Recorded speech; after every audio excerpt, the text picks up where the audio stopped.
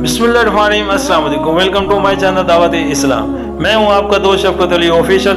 उम्मीद करता हूं कि आप सब लोग ईमान के आला दर्जे पे होंगे। सूरतुल निसा की आयत नंबर 28 का तर्जुमा, अल्लाह तुम पर से पाबंदियों को हल्का करना चाहता है क्योंकि इंसान कमजोर पैदा किया गया है।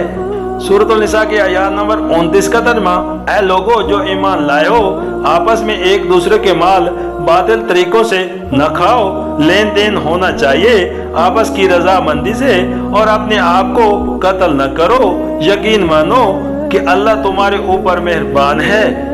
सूरतुल निसा हाशिया नंबर 50।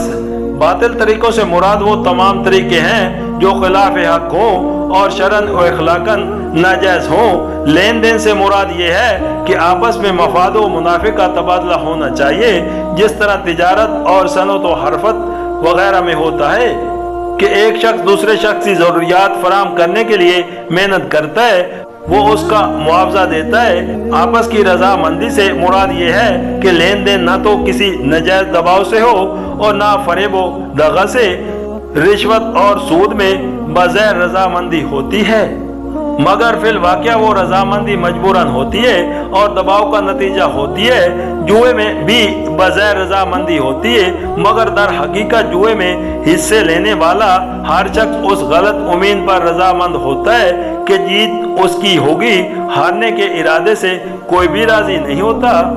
जेल और फरेब के कारोबार में भी बगैर रजामंदी होती है, मगर इस गलत फहमी की बिना पर होती है कि अंदर जेल फरेब नहीं है। अगर फरीक सानी को मालूम हो कि तुम इससे जेल या फरेब कर रहे हो तो वो हरगिज इस पर राजी ना होगा। सूरतुल निसा हाशिया नंबर 51। यह फिक्रा पिछले फिक्रे का तत्मा भी हो सकता है और खुद एक मुस्तकिल फिक्रा भी। अगर पिछले फिक्रे का तत्मा समझा जाए तो इसका मतलब यह है कि दूसरों का माल नाजायज तौर पर खाना हराम, खुद अपने आप को हलाकत में डालना है। दुनिया में इससे निज़ाम तमन्ना खराब होता है और उसके बुरे नताइज से हरामखोर आदमी खुद भी नहीं बच सकता, और आखिरत में उसकी बदौलत आदमी सख्त सजा का मुस्तजिब बन जाता है। और अगर उसे मुस्तकिल फिक्रा समझा जाए तो उसके दो मानी हैं, एक ये कि दूसरे को कत्ल न करो, दूसरा ये कि खुदकशी न करो। अल्लाह ताला ने अल्फाज ऐसे जामे इस्तेमाल किए हैं और तरतीब कलाम ऐसी रखी है कि इससे ये तीनों मफहूम निकलते हैं और तीनों हक हैं। सूरतुल निसा हाशिया नंबर 52। यानी अल्लाह ताला तुम्हारा खैर ख्वाह है, तुम्हारी भलाई चाहता है, और ये उसकी मेहरबानी ही है कि वो तुमको ऐसे कामों से मना कर रहा है जिनमें तुम्हारी अपनी बर्बादी है।